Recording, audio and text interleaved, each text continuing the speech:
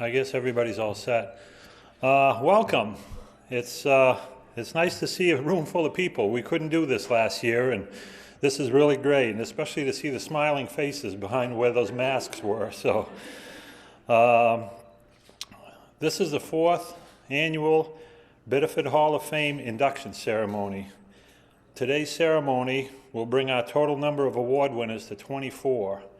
And when we get the banners up later on today, you'll be able to see all 24 lining the light poles up and down Main Street. I'm Dennis Latalia, Vice President of the Biddeford Cultural and Heritage Center, and I'm also chair of the event for today. I want to thank everybody for being here because we feel this is a really special presentation this year.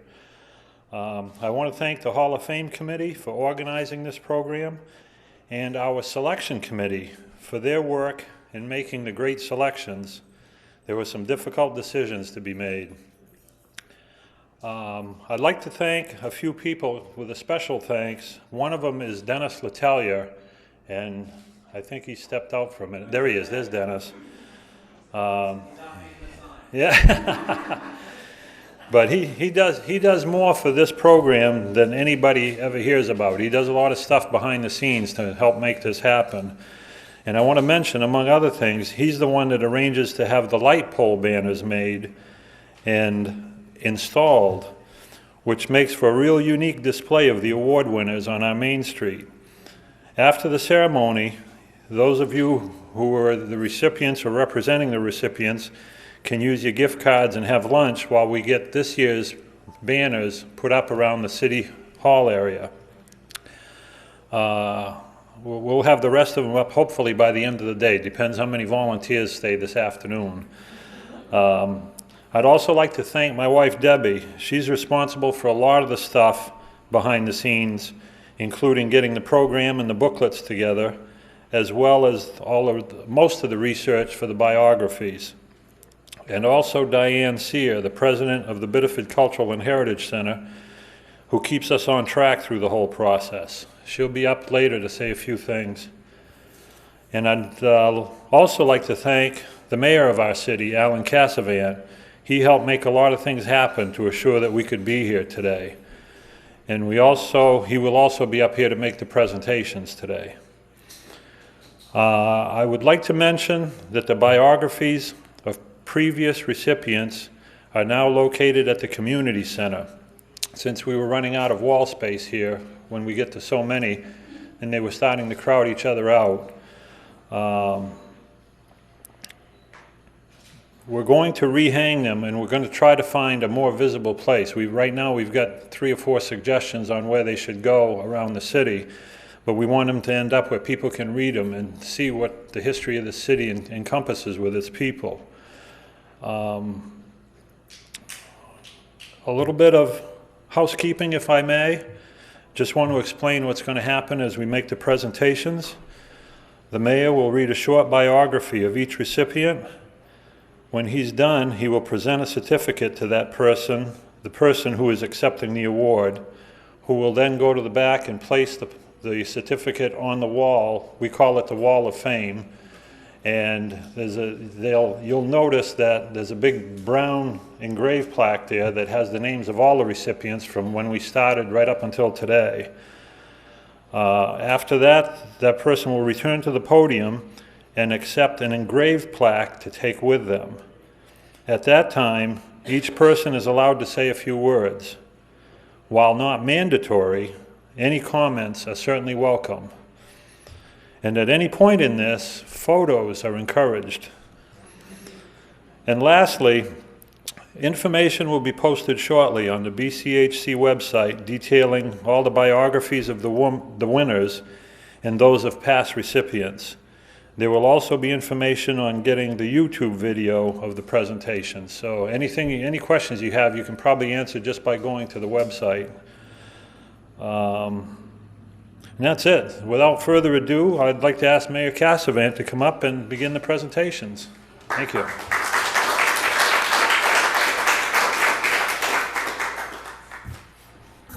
Good morning, everybody. It's a real pleasure to be here and exciting, too. For those of you that know me, I taught history at Biddeford High School for 35 years, so history is sort of in my blood as the older I get. It's definitely in my blood, you know, ancient history, I think. This is important to do this because when you look at a community in the present, you have to understand that there are building blocks from the past that make us what we are today. And the individuals that we're honoring today and the individuals that we honored a number of years ago are all part of that foundation. They were bricks that contributed to the betterment of the community. And Biddeford has this remarkable history. I mean, you can go back to the early colonial times and see how it was cutting edge when Richard Vines landed here for the purpose of determining whether Europeans could survive a winter in the Maine area. I mean, to us it would be like, that's kind of crazy, and of course this is global warming now, which makes it even more complicated. But back then you can imagine the colder winters and the extreme climate.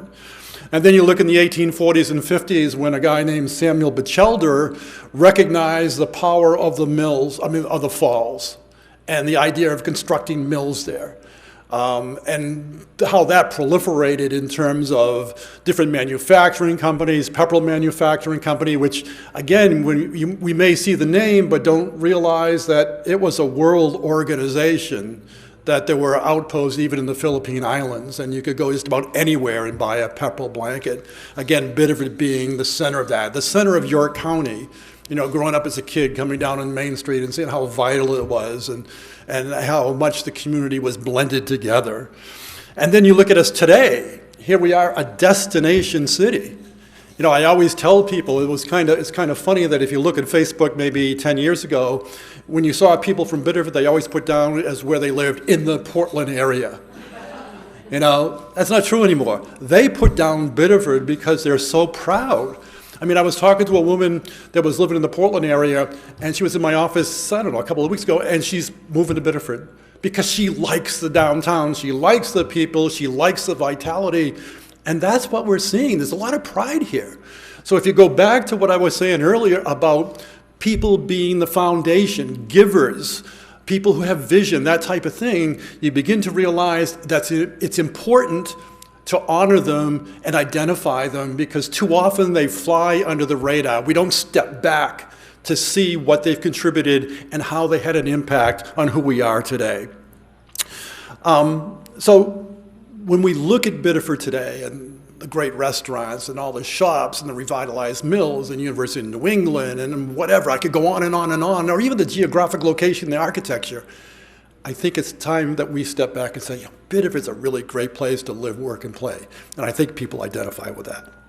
So that being said, as a preface, what I'd like to do now is start the program, and we are starting with Cora Bickford. So let me read the plaque. Cora Bell Bickford, 1858 to 1923, author, teacher, and leader. Cora Bell Bickford used numerous avenues for self-expression at a time when women didn't have legal rights to property or the vote. Most people were unable to have a career or education, but were confined to the sphere of home and children. Bickford sought to enlarge not only her own world, but the world and prospects of all people around her, particularly women. Cora Bell had a writing talent, and she was a journalist and a published author. She taught school, one of the few career paths open to women in the 19th century. One day in the winter of 1896, several ladies were invited to meet at the home of Miss Bickford, and over a cup of tea they discussed the possibility of forming a chapter of the Daughters of the American Revolution in Biddeford. 12 members were required to form a chapter, and since many men from this vicinity served in the Revolutionary War, it was not difficult to find 12 eligible women to become members at large. Cora was appointed organizing agent regent, and on January 25, 1897, a chapter was formed at her home. Since 5 members were dependents of Rebecca Emery, it was decided to name the chapter after her. Cora Bell's influence and leadership was perhaps most widely felt by her organization of a group of women in 1896 called the Thursday Club. The group was a literary, educational, and social club for women that met until April of 1990. Opportunities for women to learn, discuss, and debate were extremely limited. Countless lives were touched by the philanthropy of the club. Scholarships of Biddeford High School students and nursing students were given yearly, and donations were made to the United Way, MacArthur Library, and food pantries, among other recipients. The motto of the club reveals her aims and accomplishments. Good. The more communicated, the more a mudden grows. And she surely would be recognized for accomplishing much within the constraints of American culture in the 19th and early 20th century. And if now Janice Thiesenfitz and Margaret LeBlanc could come forward to accept this particular plaque. And so what you want to do is go hang it over there. Dennis will help you hang it. And then come back up here if you want to say something.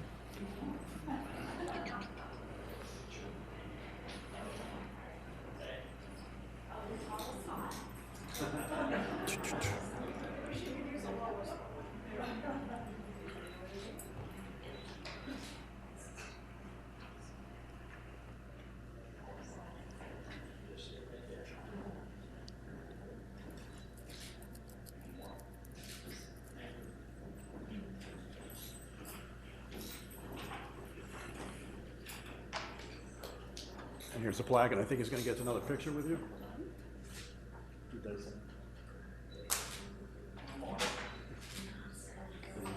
Thank you. Oh, take a second. Sure. Might want to come this way. There's a cable. I just want to say thank you on behalf of the Rebecca Emery chapter, Daughters of the American Revolution. We are honored to accept this recognition of Cora Bickford. As you heard, she was the organizing regent of our chapter, which was chartered in March of 1897. So those 12 women who met at her home created what is now today the Rebecca Emery chapter. We're going to be celebrating our 125th anniversary next year. We're very, very excited about that. You know, a few words come to mind. You heard the mayor speak that she was an author, a teacher, a writer, a historian. And I saw something last night when I was looking about her. She did a presentation in Portland at the Lafayette Hotel, and it was called Civic Patriotism, is what the title was. And so when I think about all of the words that describe Cora Bickford, I think of civic patriot. I think all of those words encompass all of the activities and the contributions she provided to the Biddeford area and her community. And I'm also struck by her vigor for elevating the rights of women at a time when it was important. And given that we are also celebrating the commemorative event of the women's right to vote during this period today. So thank you again very much.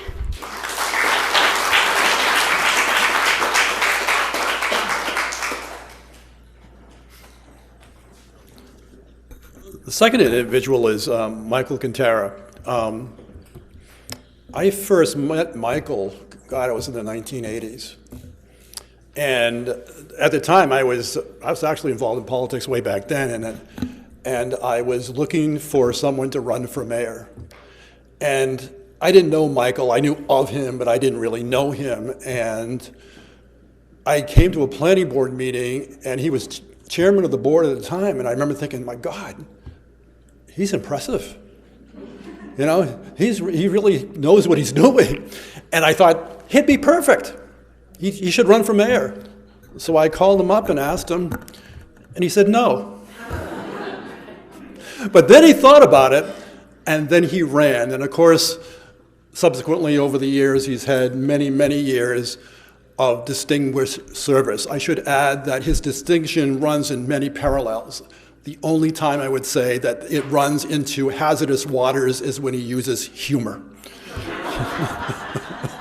He's well known for his jokes. And I say that kiddingly, but I have to tell you that, again, I was on the council when he was mayor, and he had the ability to diffuse any particular situation by humor. You know, if there was something, and back then it was main energy a lot of times, he would say something, usually a pun that would make everybody groan, whatever, but it brought things back to normal. So I think that's important for us to all recognize. Let me read the certificate. Michael Quintara, judge, mayor, civic-minded. Michael Quintara graduated from Biddeford High School in 1971. He studied French language and literature, minoring in biology at Colby College, and studied a year abroad at the Université de Caen in Normandy. A Fulbright scholar, Quintara taught American culture and language for a year in Normandy and later went on to Middlebury College, where he continued to study French and political science, first at the Vermont campus and later at the Université de Paris. His education continued in graduate studies at the University of Michigan and the Maine School of Law in Portland. While much of his college education seemed to concentrate on the study of the French language and literature, Quintara said political science and law were always among his interests. Growing up in the 1960s and attending college in the 1970s, he said political issues were at the forefront, citing Watergate, the Vietnam War, civil rights, women's rights, and the environmental and ecological movements. I remember being in a classroom when Martin Luther King and Robert Kennedy were assassinated, he recalled. Those events marked all young people at the time, and it was hard not to think about where the country was going and what we needed to do. After becoming an attorney in private practice in Biddeford, he then moved on as a prosecutor in York County District Attorney's Office. He was elected as mayor of Biddeford for one term and served 12 years as York County District Attorney. He was appointed by Governor John Baldacci to the position of Commissioner of Public Safety for the state of Maine and was later appointed as a district court judge, retiring in 2019. During difficult times, Mike would always be the voice of reason, said former Governor Baldacci. He doesn't take credit very well, but he is one of the nicest people. He is honest and true blue as you could ask of anybody. He truly believes in making a difference in people's lives. Michael?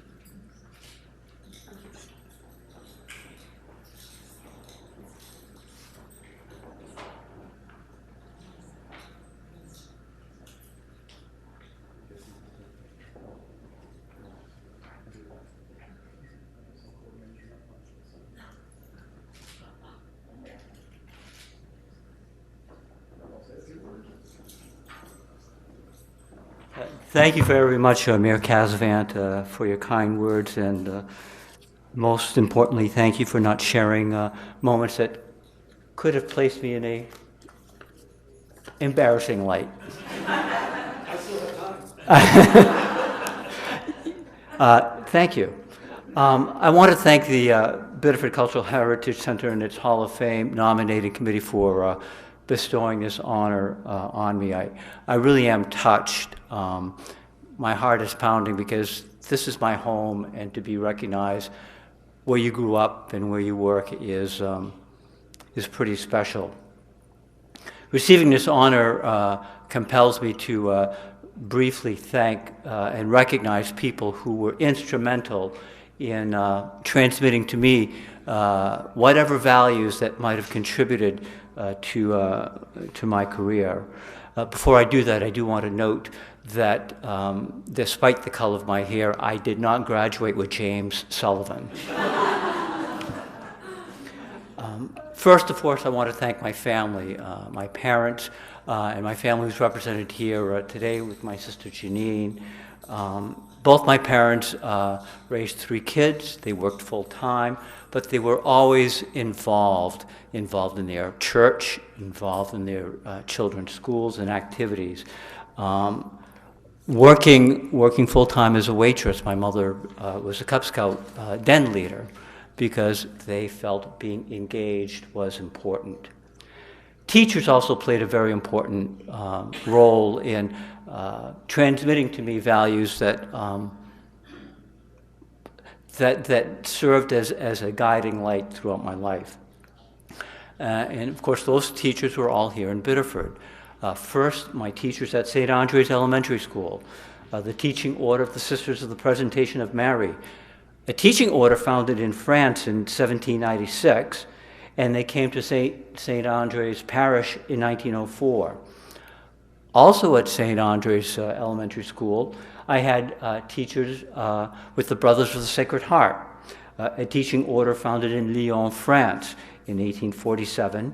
They arrived in Canada in 1872, and finally here in Biddeford in 1930.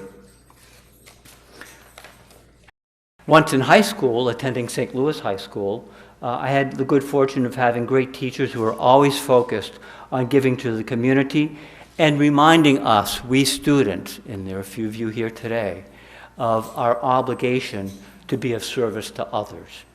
There were the Brothers of Christian Instruction, founded in France in 1819, arriving in Canada in 1886, the United States in 1903, and finally here in York County in 1931. You may be familiar with the Brothers in Alfred, where they first arrived. Also at St. Louis High School, there were the Good Shepherd Sisters of Quebec. Founded in Quebec in 1856, they came to New England in 1882 and arrived in Saco in Biddeford in 1933. And I'm very pleased and touched to see a representative of the order, Sister Joanne Roy, a Biddeford native, here today. Thank you for being here, Sister. Finally, in 1970-1971, after the closing of St. Louis High School, the faculty and staff of Biddeford High School, under the leadership of Principal Paul Stebbins, did their best to create an inviting and welcoming learning environment at school. That was made all the more difficult with the closing of the big rival school of St. Louis, a huge influx and increase in the student population, double sessions, which my sister Janine, I'm sure, remembers well. It meant getting home in the dark for you, because we older people had the morning session. But they worked hard to make sure that their core mission of providing an education to the kids of Biddeford was not lost. So I just want to express my gratitude for family and dedicated teachers, educators and family who always reminded me by word and by deed of the value, the privilege, the wonderment of growing up in Biddeford, which is family and friends. And again, I thank the Biddeford Cultural Heritage Center for this honor. Thank you so much.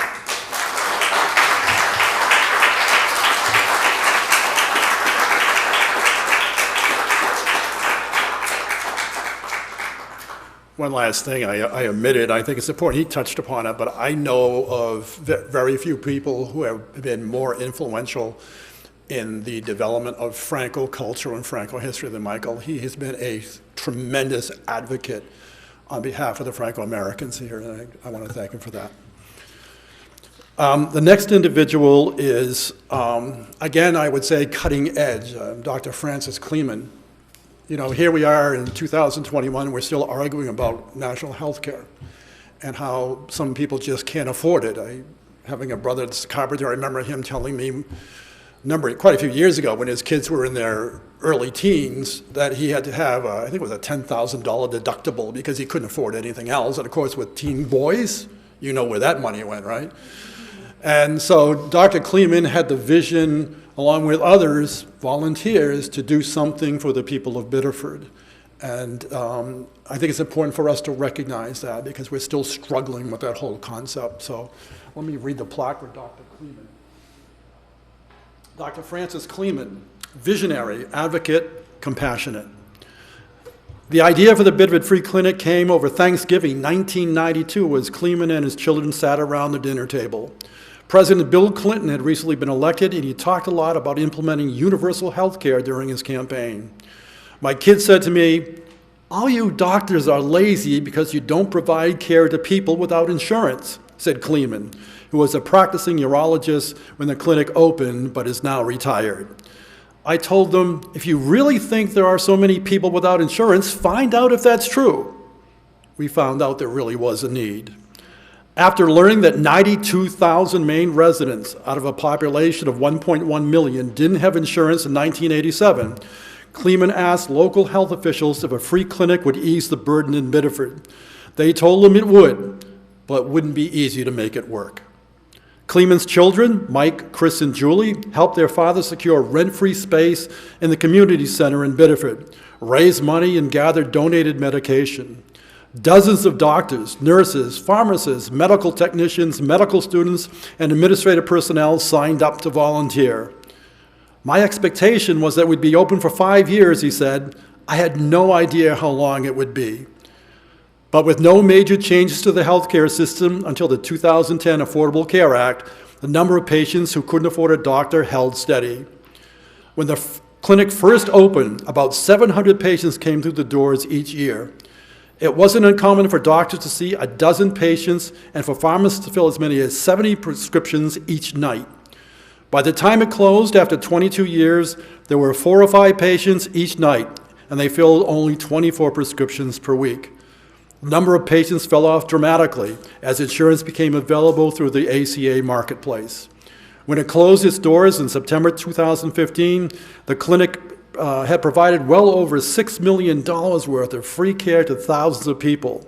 He was the heart and soul of the organization, said Joan Gordon, who worked there from the beginning.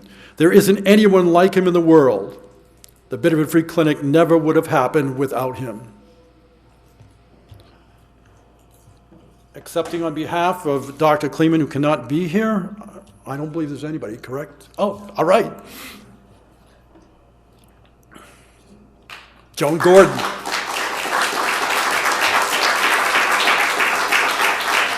Just go out back and put it on the back. Let's go just hang it on the wall, then come back down here.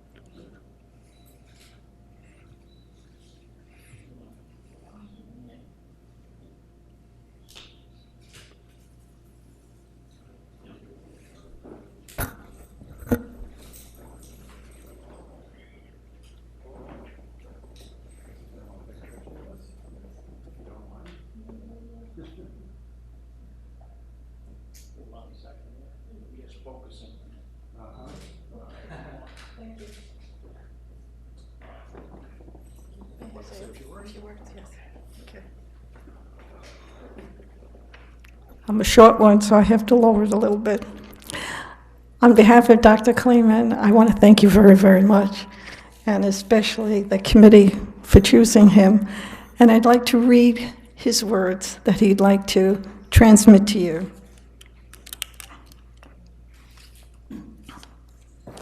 I have enjoyed working and being a part of the Biddeford community for over 3 decades. I have met many wonderful people, both volunteers at the Biddeford Free Clinic and patients. The clinic has been a great education for me, as well as a wonderful opportunity to help care for people in York County.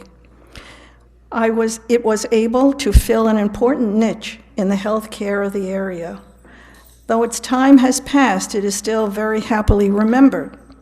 Thank you very much for honoring me and the volunteers and the patients of the Biddeford Free Clinic with membership in the 2021 Biddeford Hall of Fame. Those are Dr. Kleeman's words, but I hope I can take a few minutes, my own words.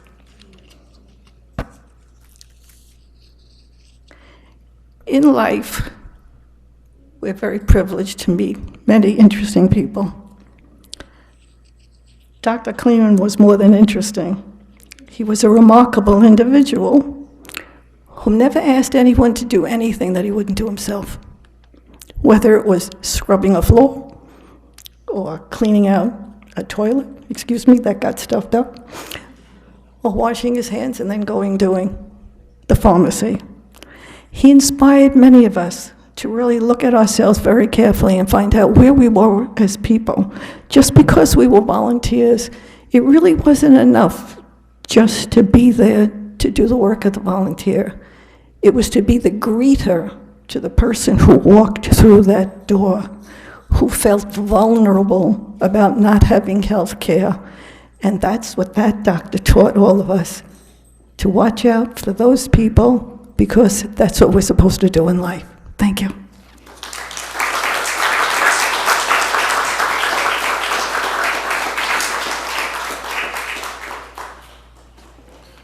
The line that struck me the most in that plaque was, "There's nobody else like him in the world." And I think that is so important. And it also reminded me of the book Tuesdays with Maury, where Maury talks about how the most important thing and the most rewarding thing is to give to others. And Dr. Kleeman, I think, really exemplified that by giving back and giving back. And that is what makes the community so much better. The next individual is Pierre Peishot. And while I don't remember him, I remember the band very, very well. When I was in my 20s, I got elected to the Biddeford City Council. I remember coming in this chamber, and there was a room down there where it was Peishot's band, their office, because that band was central to Biddeford. And of course, I remember, and I suspect a lot of you remember, going down to places like Mayfield, where they'd be playing on a weekly basis and that type of thing. It was that important. The band was that important. It was central. Little did we know, or little did I know, that Pierre Peishot was accomplished in many other areas as well. So let me read that particular certificate. Pierre Peishot, 1852 to 1909, musician, performer, band leader. Pierre L. Peishot brought the start of culture and arts to the city of Biddeford. He was the first and probably most talented Franco-American performer in his lifetime and beyond. Born in Canada, he immigrated as a young child of 5 years old, grew up, went to school, and developed his musical skills in Biddeford. He went on to share this with his community and inspired others to follow his lead. In 1870, he formed Peishot's band, La Fanfare Peishot, which was one of the best and first Franco-American bands in New England. It was also one of the oldest continuing bands, performing over a period of 120 years. It was disbanded in the mid-1990s, and there are still many people living today who are part of this great institution. In fact, many of the people are in the alumni band, which is carrying on that particular tradition. Peishot's was the official band of the Maine Regiment during the Spanish-American War, and had 24 members volunteer to serve at that time. It was also the official City of Biddeford band. They played concerts in many cities that they visited and played for the U.S. Consul in Canada. Peishot and his band won multiple awards throughout New England and Canada. Pierre's whole family was musical. His grandmother, Anna Matthews, was the only female member of the London Symphony at that time. His children sang, played instruments, and acted as well. His daughter, Carmeline, was an opera singer and was considered one of the best soloists in York County. His other daughter, Heloise, was part of the Biddeford Philharmonic Orchestra and a church organist for many years. His sons were performers in their own rights. In 1890, Pierre formed La Famille Peishot with his family members, and in 1899, he helped to organize l'Union Musicale to put on operas and comedic plays in the city. Pierre had many talents to share and was a musical genius.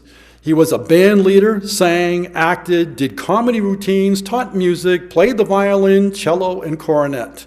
He repaired, tuned, and built instruments, composed and arranged music, and directed the St. Joseph's Choir. He was a driving force in Biddeford for almost 40 years, and the legacy he left has lasted many, many more. Joanne Church will be accepting the certificate and place a plaque on the wall.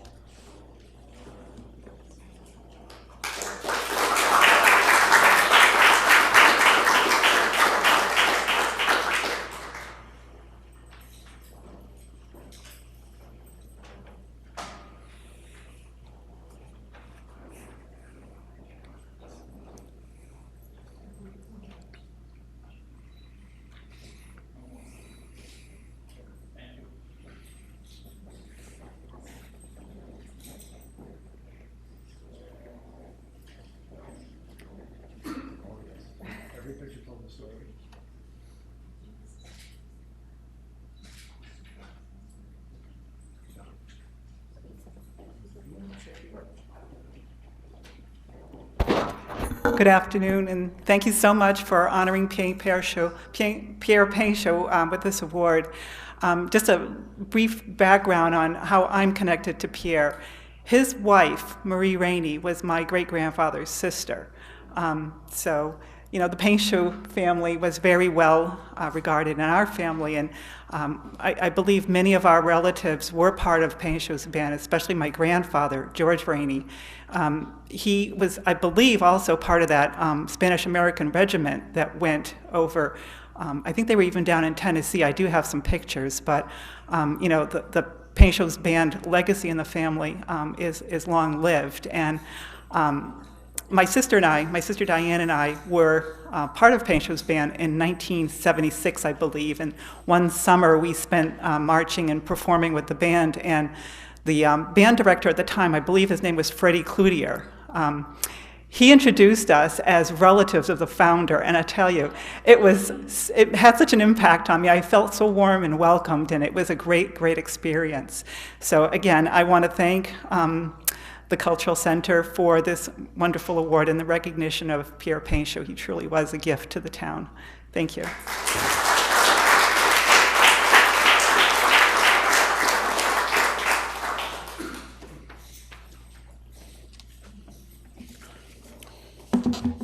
Next individual to be inducted is Doug Sanford. I've known Doug for a while now. I look at him, I've told him this a number of times, and I've told others as well. If you look at the founders of Biddeford, you can look at Richard Vines and Gorges and Samuel Batchelder, and I think that history is going to look kindly on Doug and look at him as a founder too because of his vision. He was the first to recognize that there was potential in Biddeford, and he invested in Biddeford in terms of mill development in the downtown. So when you see everything else that's happening, you got to remember that Doug was the first. And he did that by true grit, by energy, hard work. I have this image in my head which I think typifies him. A few years ago, Governor LePage was here to tour Biddeford, and he was touring the mills. And I was there with a number of others. And Doug took off with Governor LePage at 100 miles an hour walking through the mills, this fast. And the governor was keeping up with him. I didn't. I faltered. And I remember I was with somebody else, and then we said, well, just wait. Doug's here with knee replacement. I suspect his knee replacement is because walking like that, because he was going that fast. But it's important to understand that Doug's tenacity was central in terms of developing the mills and being a symbol of what some people would call the Biddessance or the Renaissance of Biddeford. So let me read this particular certificate. Doug Sanford, visionary, civic-minded entrepreneur. Just out of college in his early 20s, Sanford and the former business partner Steve Ebling first bought property in Biddeford in 1980-81 because of opportunity. It was the apartment building at the corner of South and Elm Street, Sanford said, remembering every part of it. It was owner financed, 10 apartments, a hodgepodge of a building for $60,000. I think I was 23 at the time. I had been living in southern New Hampshire, but I couldn't find anything I could buy there. That hodgepodge of a building is where Sanford first had an office. He continually looked for more properties. A couple of years later, he bought the building that now houses Happy Dragon. It was called Puritan Place at that time, he says. It was abandoned, and it was divided at the corner. We needed to work a deal with both owners. Sanford bought the old Woolworths block in downtown Biddeford in 1982. The textile mills were running then, but the downtown area was on the decline, with declining jobs were increasingly being shipped overseas. City officials put a trash incinerator in the middle of the downtown, a sign that the area was being written off. No one wanted to be in Biddeford then, Doug said. People would ask me if I was crazy. I had no stigma about Biddeford. I was looking for opportunity. I had lived in southern New Hampshire, and I couldn't find any property south of there. So I went up the coast. This was the first place with an opportunity. In 2004, Sanford bought North Dam Mill, which was the beginning of the new mill development in Biddeford. Biddeford had a great infrastructure, and it was coastal Maine, he says. At the time, the different floors were large, open spaces. Now there are dozens of businesses along with dozens of fully leased apartments. The demand overflowing from Portland clearly helps. Sanford sees newcomers moving to the city who aren't put off by what it used to be or hobbled by the perceived limits of a former mill town. Sanford added a point about how valuable the downtown is to Biddeford. He said, take the least valuable part of the downtown and compare a square mile of it to a square mile of any shopping area in the city. Then look at the cost it takes to provide infrastructure to that area compared to the income it contributes through its taxes. The city needs to keep investing in the infrastructure in the downtown in order to keep improving. And that's what we're doing because of people like Doug Sanford. Doug?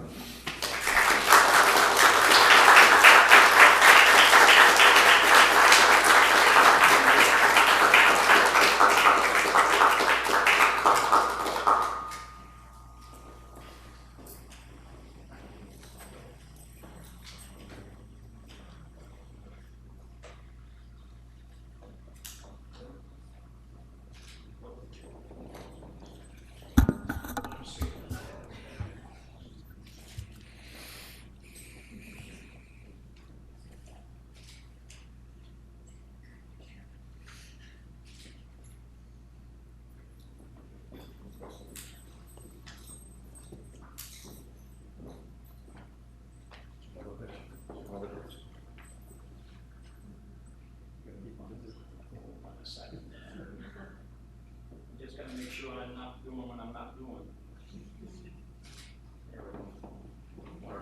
Thank you.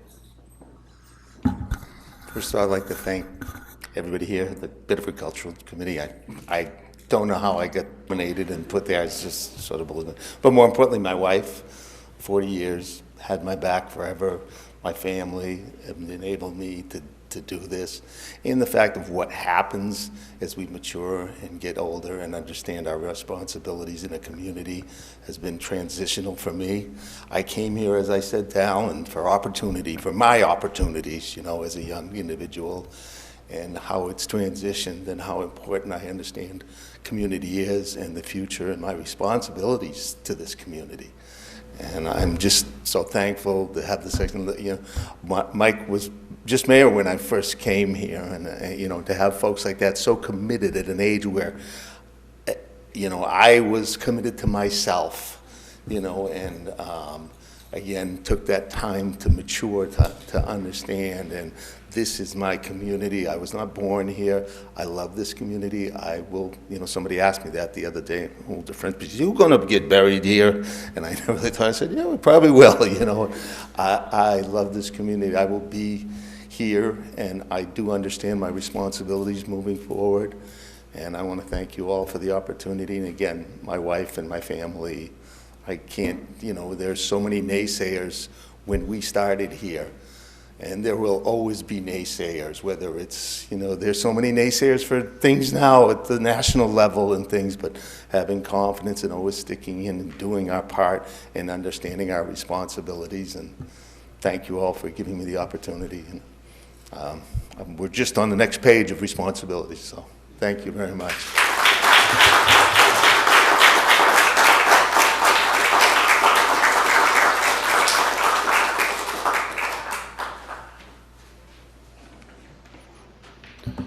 It's just important to note how the downtown has become central to the mills, not the mills, but the perception of what Biddeford is. And the mills are part of the downtown, and then we're working hard to make sure that people recognize that that's a combination that's very successful, and a unique combination, because when we started looking at Biddeford, we began to realize that you didn't want to take a cookie cutter approach and make everything the same like everybody else. You want to look at the assets and try to transform that into something that people appreciate. And that's why I mentioned earlier architecture. When I was a teacher, kids always wanted extra credit, you know, if they bond the test or something like that. So I said, well, go downtown and tell me what you see by looking up. Look at the lines of the roof, because there was always something special there. And Doug and his development of the mills and what's happened has really, really transformed Biddeford. And it's really helped the average taxpayer too, because as Doug indicated in his certificate, if you look at the value of the downtown, it has exceeded all expectations over and over again. So the amount of tax dollars that are flowing in the downtown stabilizes everybody else. And that's why we're so much better off than a lot of neighboring communities because of what's happening in that downtown. And Doug's part of that, so thank you. The last individual is James Sullivan. I don't remember him very well, you know. But it's important to note again that, you know, I live on Meeting House Road, and of course, some of you may have been in the Meeting House itself, but most of you may probably don't realize that the Declaration of Independence was actually read in that particular building. So Biddeford has a historical connection to the American Revolution, and James Sullivan was part of that. James Sullivan, 1744-1808, Governor, Attorney General, and Patriot. Sullivan was born on April 22nd, 1744, the fourth son of John Sullivan and Marjorie Brown Sullivan in Berwick, in a part of the province of Massachusetts Bay that is now the state of Maine. He studied law in his brother John's law practice in Durham, New Hampshire, and was eventually admitted to the bar in Massachusetts. Professionals were drawn to the bustling town of Biddeford, and doctors and lawyers opened up successful, busy practices. James Sullivan was one of these lawyers and was the town's first resident lawyer.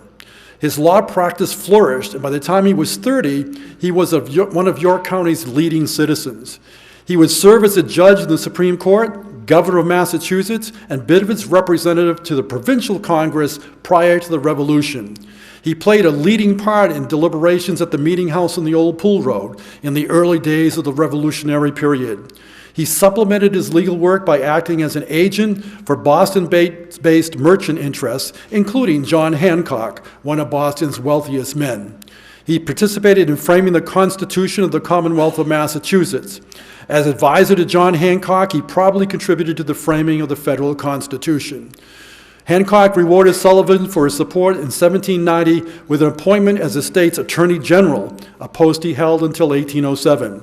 Although he supported the Democratic-Republican Party, his views were relatively moderate, so he retained the post of State Attorney General despite the dominance of the Federalist Party in the state. Sullivan continued to take private legal work even as he served as Attorney General. In a career spanning more than 40 years, his law practice was among the largest and most successful in the state. He was an acknowledged expert on admiralty law and is described by legal historian Charles Warren as one of the most important legal figures of the time in Massachusetts and the District of Maine. To place the certificate on the wall, Dennis Latalia.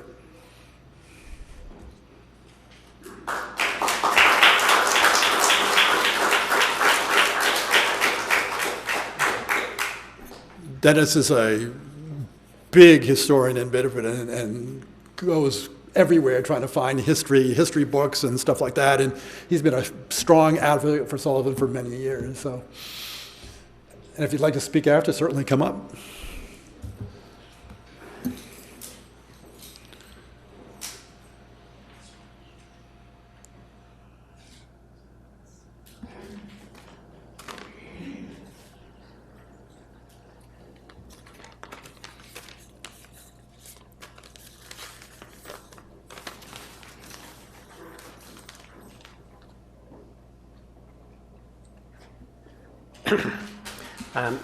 James Sullivan, when he was in Biddeford, he was also friends with Rebecca Emery, which is the daughter of Cora Bickford. They were good friends, and she had a tavern, and they, when they had court at the Meeting House, and when it got cold and all that, they would go to Rebecca Emery's tavern and hold court there and council meetings.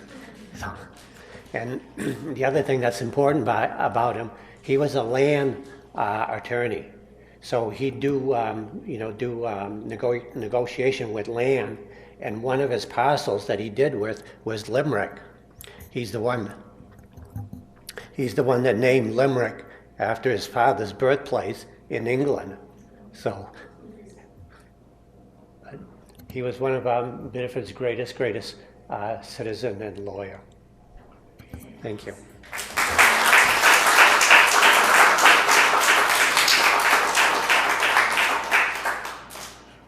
Before we conclude today's ceremony, I'd like to invite Diane Sayre, who is the president of the Biddeford Cultural and Heritage Center, to say a few words.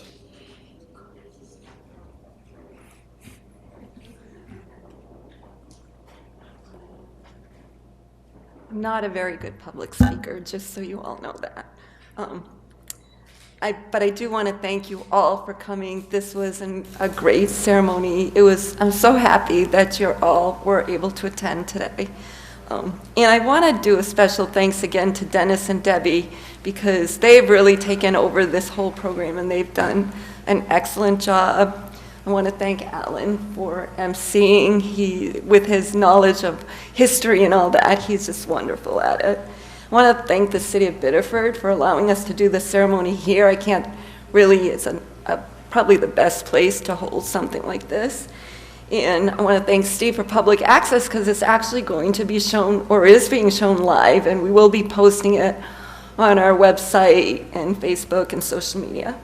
And I want to thank all the committee members in the city of Biddeford. I'm happy that you're all here. I have my little notes, not a lot. I'm happy that you're all here to celebrate with us. I know some of you had a surprise, some surprise visitors, which was really fun to know that. And that's why I was asking some of you who you were on the way in, because I didn't know if who you were with. So that was really nice.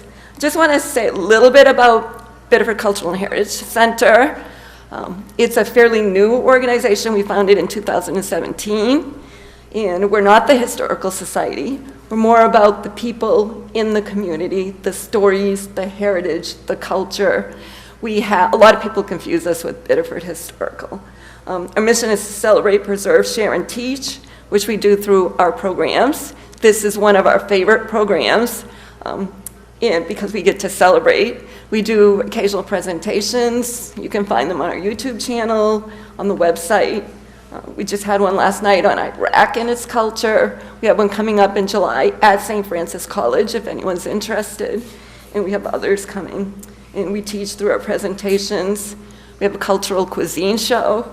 And we have an open house coming up in October, so you're all invited to come to that. What our future holds, we don't know, but we've really grown a lot. And again, I really want to thank you all for coming. Please go out and enjoy a drink or an appetizer. I don't know if there's enough for a meal for a big group, but, and then we'll be hanging the banners so you can take more pictures if you want. Thank you again.